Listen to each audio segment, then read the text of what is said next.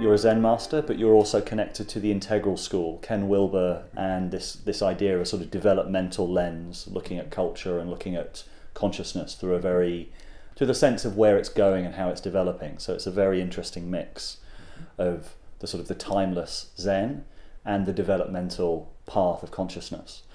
And I'm going to open by asking you a little bit about Jordan Peterson, at the risk of feeling that all of the content and all of our channel is about Jordan Peterson.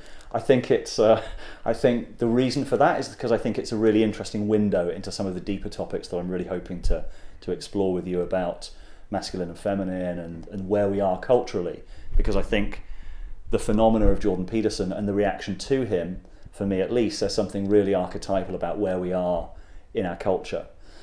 So I'd love to hear what you made of this incredible kind of phenomena that's erupted over the last kind of year or so. I was so excited to see Jordan Peterson erupt onto the stage, and I know you had particular part in that. There is a culture war that is in bright precedence. I mean, we are in the middle of a culture war. There's a polarization, and Jordan Peterson is standing in the middle as a lightning rod, taking all the projections from both sides. He clearly sees the postmodern ideology, and it is an ideology. It's a system of beliefs and values that will not lead us to the promised land. It is problematic. It leads us into a swamp with no exit. It is not sustainable. He sees it very clearly. And in my opinion, he sees it from a modern perspective. Very brilliant modern perspective. And he has a depth because of his understanding of Carl Jung and his own work in psychology, the field of psychology, that is deeper than most people. So people are drawn to that depth. He sees something much deeper than other people are seeing right now. For me, when I see him describing this ideology of postmodern egalitarian relativism and describing it so precisely, and then I listen to Ken Wilber describing the same disease, there are some interesting differences between their two descriptions, and there are even more interesting similarities. Jordan Peterson has the depth of Jung's perspective, and Ken has that too. He studied Jung and Neumann. But he has a much bigger philosophical view that is a little bit more evolved, passed into the integral realm. But the two perspectives are fascinating to me, and both of them are critical. The antidote, the medicine for the post-modernity, I believe Ken sees, and I'm not sure Jordan Peterson does. And Ken has a name for this. He calls it aperspectival madness. And it is madness. There's no way out. The culture war in our society, Western, postmodern society, at war with modern beliefs and traditional beliefs, is a psychosis. So this aperspectival madness is kind of best summarized as this idea there is no truth, and yet that is a truth. That's part of it. That's the nihilism, the relativistic nihilism, which is saying there is no absolute truth, and that's an absolute truth. Everything's relative, and that's absolutely true. That's crazy making. That's half of it. The other half of it is rampant narcissism. If there is no absolute, if there is no power greater than my ego, what am I going to worship? As Ken points out, there are studies that show that I'm a member of the me generation, narcissistic, 60s. The people today, the millennials, are 2.5 times more narcissistic than the me generation. That just breaks my heart open. There's no way out of that. No way out. And when I work with the millennials, it breaks my heart. I feel such compassion. First of all, everybody's lied to them. Everybody's told them what they believe is the truth. And no one's told them the truth. It's really interesting that you're talking about compassion there, because I'd say there's two things. Firstly, the difference I think with Ken Wilber's attitude towards what he calls the broken green, and that this maps on to what Jordan Peterson would describe as sort of the postmodern neo-Marxist worldview, is that Ken seems to see it as a necessary stage of development. And I get the sense with Jordan Peterson that he rejects it so much that he doesn't see it as a necessary stage at all. He just sees it as a complete wrong turn in society. But the other point is that you mentioned compassion for the people who are stuck in this. This is where I have a difficulty with Jordan Peterson, is that I don't feel that compassion from him a lot of the time. He attacks it so strongly that I don't feel. Whereas I would like to see a bit more from him is this sense of these people have been misdirected, they've been misguided, and a sense of sort of almost like fatherly kind of concern for them, as much as we need to eradicate this kind of worldview. It's wrong. It leads to the gulag. Which is interesting. Maybe that's the Zen compassion that you're bringing in. It is partially Zen, but it's partially the second tier perspective. It's partially what lies beyond green. I'm not convinced that green is a bridge to the next level of consciousness. It may be. And just to interject here for our audience who may not know what green is, what is the level of consciousness that evolved or emerged more fully during the 60s and is characterized by relativism, by postmodernism, all these things. It's actually bringing to the table some really critical ingredients. Whether green is the end of an epoch or a bridge to the next epoch is not clear yet. There are some developmental theorists that say green is not really a stage of development at all. It's a half stage. It's not clear. It's not like modernity. Postmodernity is kind of confused and not really possible to emerge as a full-blown stage of development. Because it's self-contradictory? Because it's got inherent contradictions in it. There's no way out of it. It may be a dead end. It may be the end of this epoch rather than the beginning of the next one, or the transition to the next one. But if it's the end, that's a transition too, isn't it? It's not clear. Robert Keegan is such a developmental theorist. He doesn't see this postmodern as a stage of development. He sees it more as a symptom. It's just not clear yet. We won't know for a while. We won't know till we're looking back from the other side. So we'll see. So I'm right in the middle between Wilber and Jordan Peterson. Because I had read Carl Jung's collected works by the time I was 24.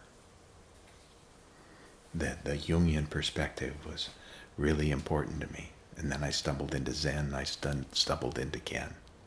It's probably a really good time to just get a brief potted history of your background. How do you come to be a Zen master with the integral tradition? I was raised Roman Catholic, a German Roman Catholic, in a small farming community in the mountains of Colorado. I didn't fit in. I had my first direct experience of Godhead or emptiness very young.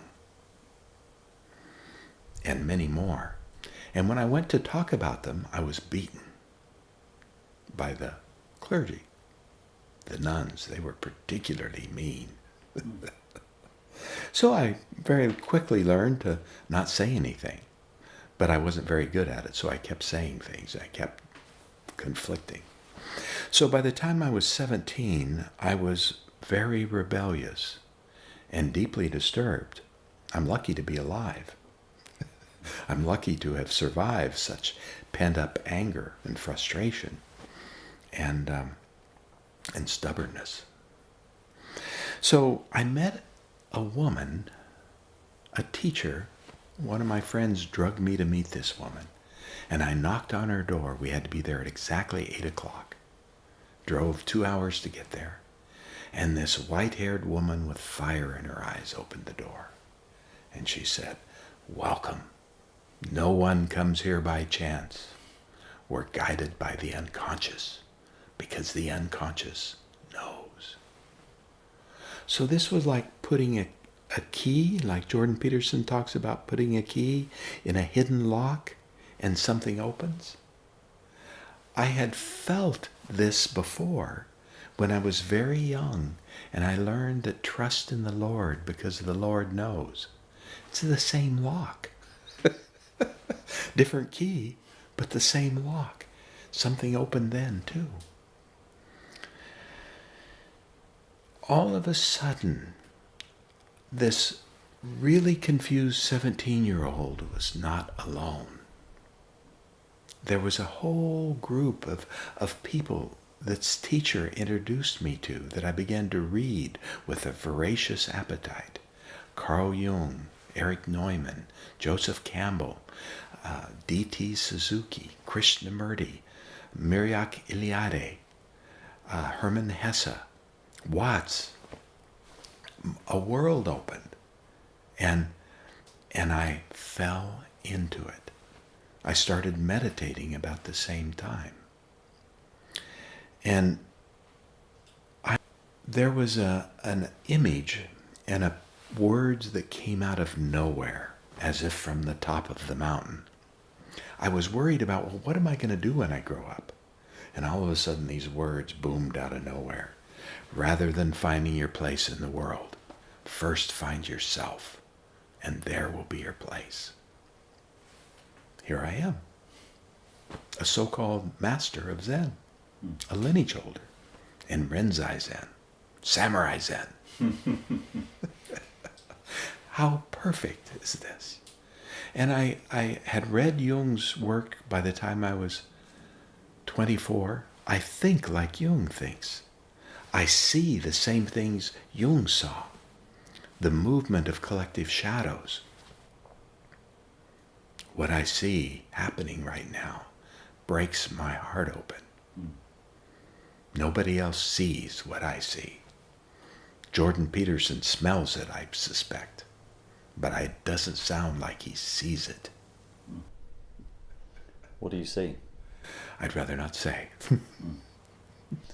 I have a sense that what we are seeing is the eruption of the shadow in a big cultural way, and a lot of that is due to, a lot is facilitated by technology. We have technology that suddenly, so now everything before was going through a few different channels, the broadcasters, the mainstream media, and suddenly we've democratized the media, we've democratized a lot of the information.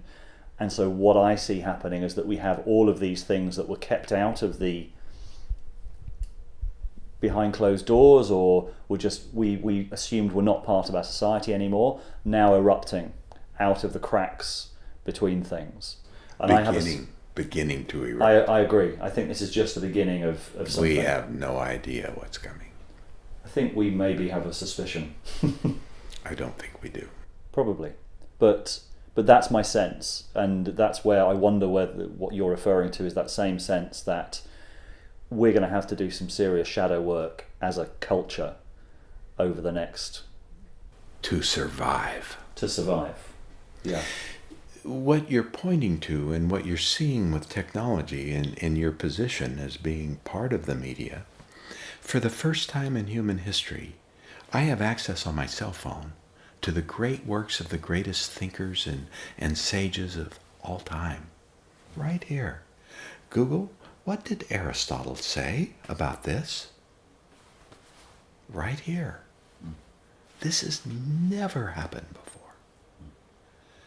We have the ability to look on YouTube for all these teachings and these teachers. Never happened before.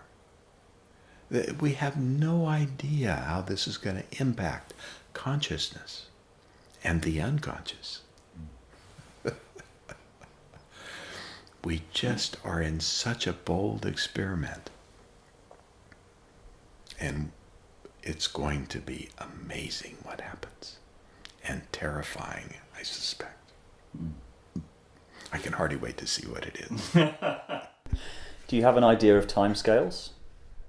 Because things seem to be accelerating very quickly. They are accelerating. There is no time. From an absolute perspective. And from a relative perspective, of course, there's this construct of time. It's a very persuasive illusion then. It is a very persistent illusion. So is the self. This ego is so persistent, but it's not real. As Ramana Maharshi said, the only thing that's real is what is present in deep, dreamless sleep. Everything else is an illusion. And illusions can kill. So can culture wars. You used the word culture war a couple of times now, and I think this is very interesting because it seems quite clear that whatever was sparked in the 60s, the culture war that kind of, certainly was fueled by what happened in the 60s, seems now to me to be getting bigger and bigger. It's almost like a fractal pattern that was affecting a certain number of people in the 60s has just got bigger and bigger and bigger until it seems to be impacting the whole of culture now. You were you're a little bit older than me. What do you make of that? Do you think these are exactly the same dynamics? And if so, what lessons do you have from your experience for how we should deal with what's happening right now? The image of a lake comes to me. In fact, it's a lake where I grew up. And it was pristine water when I grew up. And now, with the global warming and with the amount of nitrates that are in the ground and have seeped into the groundwater, the whole lake has died with a green algae that has spread across the lake and killed all life. The postmodern culture is spreading just like your fractals, taking over from the modern culture. But my view is that what happens if it's so dysfunctional that it kills the pristine lake? It's not clear what's going to happen yet. I see the danger of that happening. The medicine for the illnesses of the postmodern egalitarian relativism, which is the ideology that's prominent now in this postmodern culture, two medicines. One is shadow work. Two is understanding the evolution of consciousness, because that is the next view that negates the blind spots of the pluralism. You must see that pluralism is not the answer. It's not the end. It's not those who are pluralistic are enlightened. That's just not true. That's a lie. It's just another step. It's a bigger truth than modernity, but it's not the truth. The truth is the whole thing, the whole. So this is those two things, shadow work and evolution. You mentioned shadow work, and that was pretty much the main topic of my first interview with Jordan Peterson. He was the first person I'd ever heard speak about it in a way that really resonated with me, in the way, because I've done sort of personal growth work probably over 12 years or so, and a lot of was built around the shadow, like integrating different parts of ourselves. And he was the first person I'd heard speak to that in such a compelling way. And you just sort of hinted that this is the essential work. I have the same feeling, that the way through the sort of chaos of that I think is coming, and I think we all recognise is coming, has to involve us all doing that really essential inner work of shadow integration. What does that look like, and how would you describe the importance of that for individuals and, I guess, our whole society? That's a really big question, and I trust you to answer it. It looks like being really fucking uncomfortable. And it's forbidden to be uncomfortable in postmodernity. You have to be nice. You can't give anybody any feedback. You can't tell the truth. You have to lie. You have to avoid negative feelings at all costs. Those all kill any real shadow work. You have to be willing not only to dive into the darkest darkness, but be really uncomfortable and see all the hideous aspects of yourself. That's the simple answer. That also sounds very difficult to achieve in an English society. You ought to try it in a German society. I was just in Germany. Yeah. Or an American mush. Yeah, but that what I love about that, and also the way you delivered it, was that for me is real spirituality. Yes. Anything else, this whole love and light, transcendence, can I call it bullshit? Let's call it bullshit. No, let's call it bullshit. Yeah, let's call it bullshit. It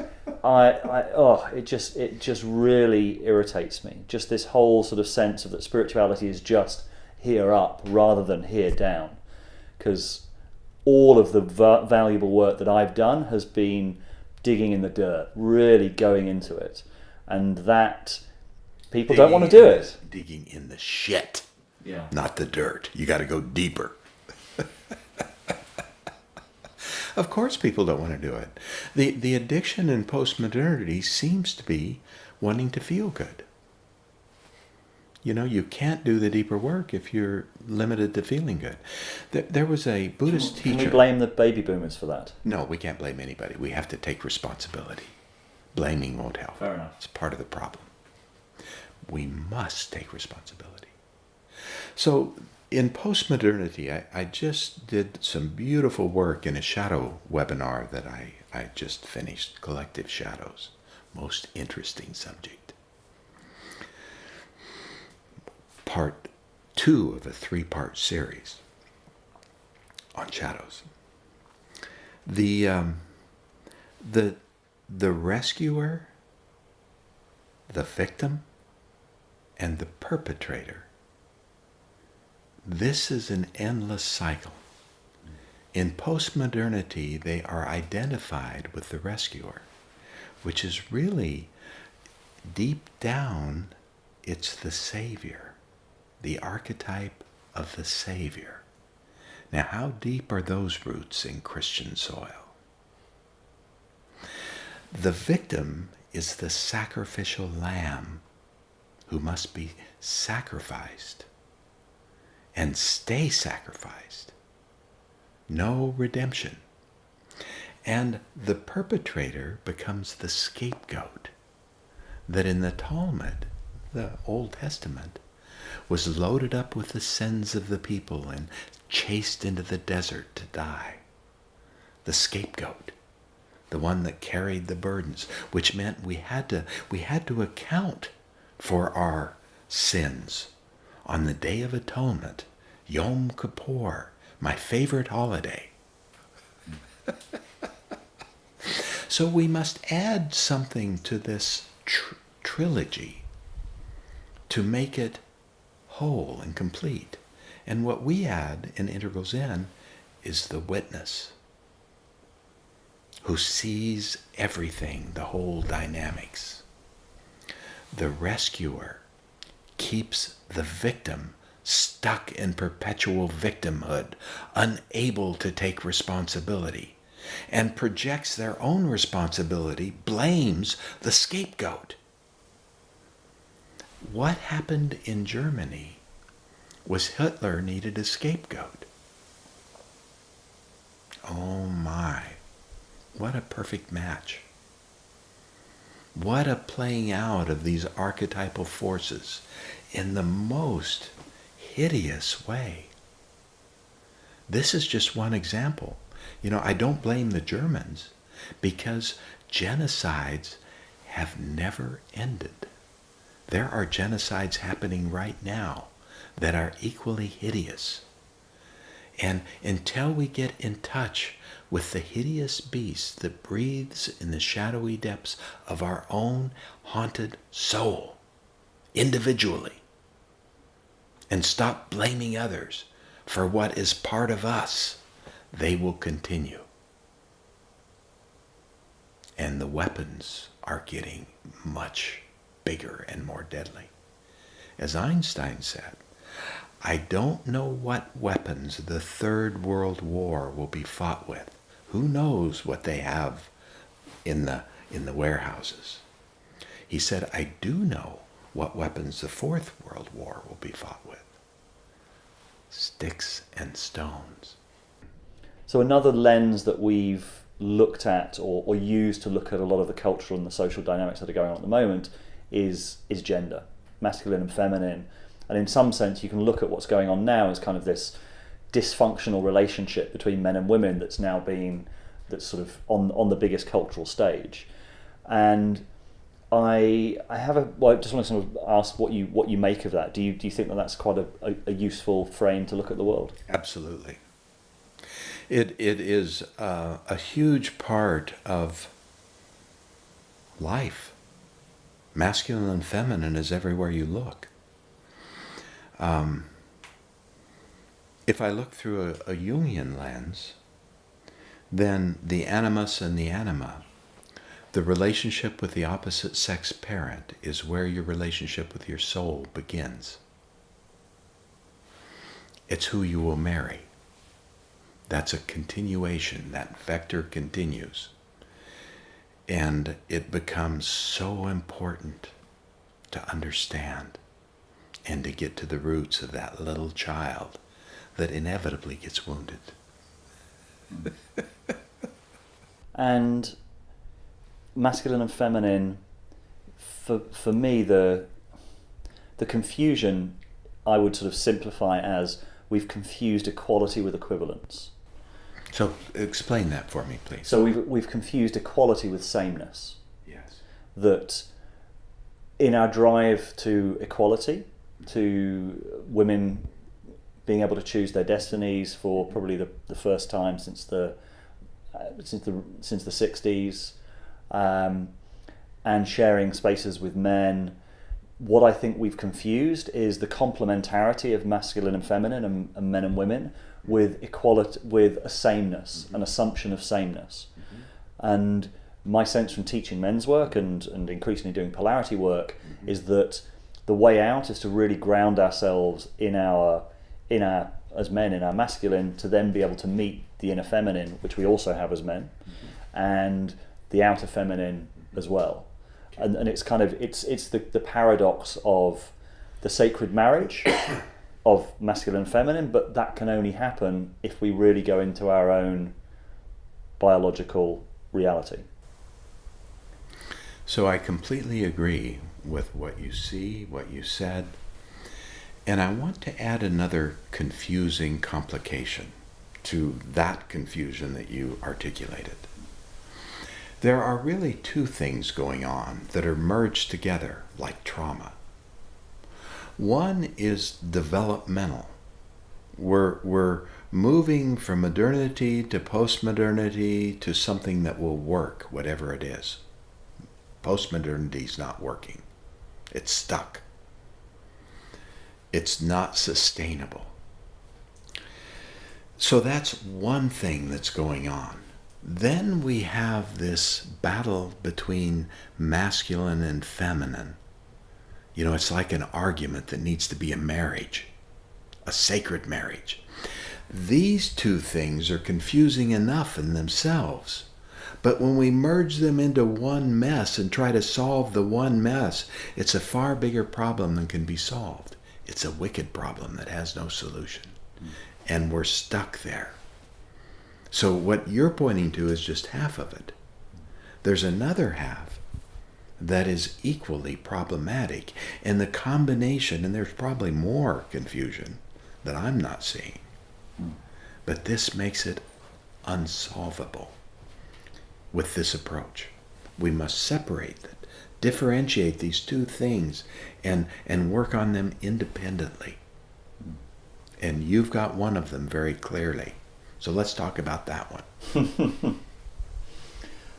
I understand as well that you were part of some of the early explorations of what you might call the men's movement. Yes. Can you talk about that? Oh, be careful. How much time do you have?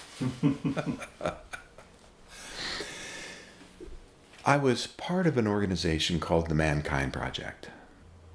Something happened after I became very active in the Mankind Project. I had to go attend to my mother who was ill. And when I came back, there was a complete transition. This thing called multiculturalism had infiltrated the ranks. And all of a sudden, there were these men teaching us that we were prejudiced. And they neglected to mention the fact that they were prejudiced as well, but we could smell it. You know what they were prejudiced against? Prejudice. Everybody's but theirs. And it stunk. Still does. That's another one of the performative contradictions of postmodernity, particularly the ideology of postmodern egalitarian pluralism. They say one thing with their mouths and say another thing with their actions. With their mouths, they're saying, I'm not prejudiced. With their actions, they're saying, I'm prejudiced against prejudice. This is a problem. This is a problem. It has no integrity. It doesn't speak the same truth. There is a shadow here that's unspoken, but felt. Is prejudice not a good thing to be prejudiced against, though? It absolutely is, of course. But you need to own the fact that you're prejudiced, and then it's not a problem. If you pretend you're not prejudiced, it stinks. That's a performative contradiction. You're lying. If you say, I am prejudiced against prejudice, aren't you? Of course. Who wouldn't be? So telling that truth and not lying about it, not pretending to be greater than somebody while pretending to be equal, is where we need to go. We need to tell the truth, the whole truth, and nothing but the truth. We need the whole truth rather than just the perfect truth that will make us appear to be enlightened and so-called equal, perfectly equal. Is there such a thing as perfect equality? I've never experienced it. It's just an idea. And when I try to treat people as though everybody's equal, it's such a disservice because I can't treat them for who they are. I can't treat them with respect for who they are and all their individuality. So this is it's a moral dilemma, actually. And moral dilemmas lie at the core of culture wars. This is something that Jordan Peterson says about you don't treat everyone with respect, otherwise it devalues the currency. There's something different treating people with common decency is one thing. Treating everyone you meet with respect is something different, because respect is earned. I have a little semantic difference in the way I would describe that. I get the spirit of what he's saying, and I agree with the spirit. But I do go out of my way to respect everyone. This is a mark of what I would call awakened mind. Respect for everyone. The difference, what must be earned, is not respect, it's trust. This must be earned. And we're saying the same thing, different words. And would you say that you're respecting the person as they appear, or are you respecting the person who they could become? I look at you and I see Buddha. See your eyes just sparkle? You just became Buddha. This is awakened mind. That light that just sparkled in your eyes is what I see when I look in your eyes. I see all the shit too. But that's what I respect, is the Buddha. Or Christos, same thing. What is the medicine for an addiction, like an addiction to ourselves, like cultural narcissism? When AA, the founders of AA, who were deeply influenced by Carl Jung, Jung gave them a secret ingredient to combat addiction. Prior to AA, alcoholism was incurable. The greatest medical minds said there is no cure for alcoholism. If you were an alcoholic, you were written off. No treatment possible.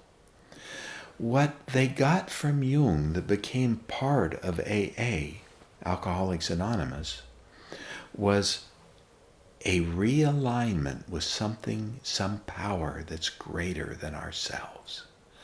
This is the medicine for narcissism. This is a necessary ingredient. If we can't awaken something more sacred than ourselves and the devotion to it, we're not going to survive. What I'm also sort of feeling from you as well is something that I recognize in true spirituality, which is this level of intensity. It's, I mean, and in a way, that's what I understand. Even meditation, it's like, can you be here? No, can you be really, really here? And can you be really here with all of you right now? That, for me, is the essence of all the spiritual work that I've done, is can you access that level of intensity? And that means accessing all of the parts of yourself. The anger, everything at the same time. The whole enchilada. Yeah. So there you go, sparkling again. So I've got bad news for you. If you spot it, you've got it.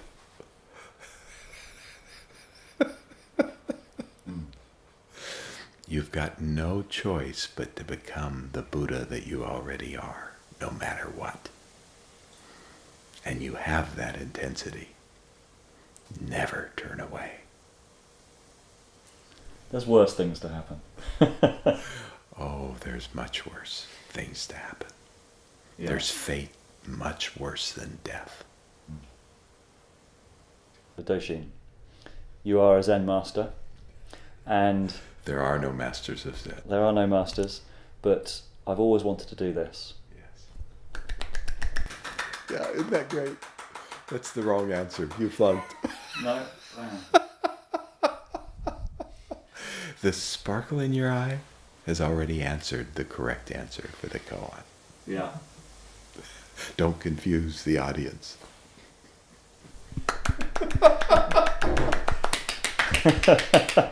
This is one hand clapping. This is one hand clapping. What is not one hand clapping? And can you see this deep truth in all things? Doshin, thank you very much. Absolute pleasure. Anytime.